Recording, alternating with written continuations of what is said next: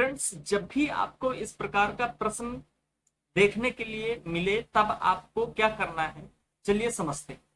Question है आपका, एक समांतर चतुर्भुज एबीसीडी जिसके निर्देशांक -2, 3, 8 और 6, 5 हो तो बिंदु डी के निर्देशांक ज्ञात कीजिए।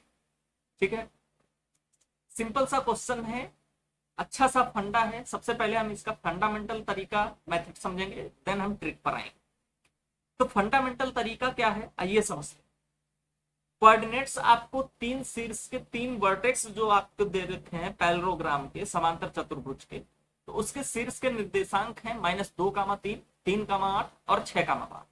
ये चौथा जो निर्देशांक है बिंदु डी का, इसको हमें निकालना है। तो हम सबसे पहले मान लेते हैं डी के जो कोऑर्डिनेट्स हैं वो x, y। अब आपको एक प्रॉपर्टी याद होनी चाहिए कि पैरेललोग्राम के जो विकर्ण होते हैं, विकर्ण आपको दिख रहे हैं, कौन कौन से विकर्ण हैं इसमें, ए सी और बी डी, ये दोनों क्या हैं, विकर्ण। और विकर्णों की जो लंबाइयां होती हैं वो बराबर होती हैं। ठीक है, अगर इस विकर्ण को, इस पॉइंट को पॉइंट सी से मिलाकर के जो विकर्ण बन रहा है वो, और बिंदु डी को बी से मिलाने पर जो विकर्ण बन रहा है वो, आपस में जिस बिंदु पर काटते हैं उस बिंदु से सभी शीर्षों की दूरियां बराबर होती हैं। ये आपको प्रॉपर्टीज ध्यान रखनी है। तो इस हिसाब से जो ओडी है ये ओबी के बराबर होगा और ओसी ओए के बराबर होगा। तो इस स्थिति से हमको ये पता चल गया कि जो पॉइंट ए ओ है ये विकर्णों का मध्य बिंदु, बात समझ में आ रही है, जहां पर विकर्ण कट कर रहे हैं वो उसका मध्य बिंदु है। तो अब हमको सबसे पहले मध्य बिंदु के कोऑर्डिनेट निकालने पड़ेंगे। तो मध्य बिंदु के कोऑर्डिनेट से और जो शीर्ष का कोऑर्डिनेट है उसके बीच की दूरी इससे बराबर होगी। मैंने आपको पिछले वीडियोस में दिखाया है कि दो बिंदुओं के बीच की दूरी कैसे ज्ञात करते हैं, दो बिंदुओं का मध्य बिंदु भी पता है कैसे ज्ञात करते हैं। तो हम सबसे पहले निकालते हैं कि इसके मध्य बिंदु के निर्देशांक क्या होंगे। तो हम विकर्ण सबसे पहले क्या ज्ञात करेंगे, विकर्ण एसी का मध्य बिंदु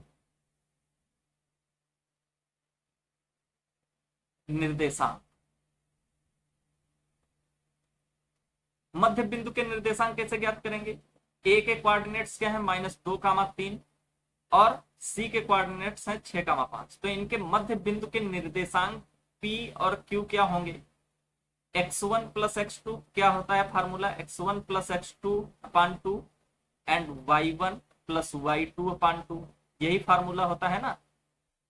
तो इसमें हम रखेंगे तो ये क्या हो जाएगा, x1 + x2 यानी कि -2 + 6/2 और y1 + y2/2।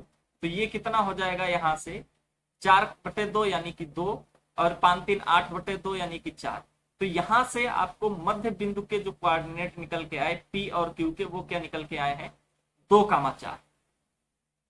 ठीक इसी प्रकार से हमें लाइन डी और बी के भी मध्य बिंदु के निर्देशांक ज्ञात करने हैं। तो हम निकाल लेते हैं बिंदु विकर्ण बी और डी के मध्य बिंदु के निर्देशांक।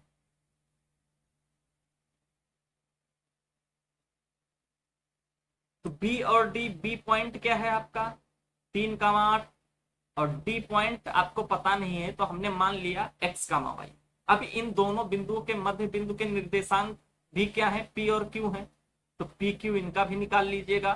तो कितना आएगा, 3 + x/2 एंड 8 + y/2, ये हो गए इनके मध्य बिंदु के निर्देशांक। अब देखिएगा ये मध्य बिंदु इसका हो चाहे इसका हो, ये दोनों बराबर होंगे। तो जब ये दोनों मध्य बिंदु बराबर होंगे तो हमको क्या करना है, ये पी क्यू के कोऑर्डिनेट और ये पी क्यू के कोऑर्डिनेट आपस में बराबर करके हम एक्स और वाई के कोऑर्डिनेट्स निकाल सकते। चलिए समझिएगा, एक पी क्यू के निर्देशांक क्या है, 2, 4 और दूसरा है y 8, y।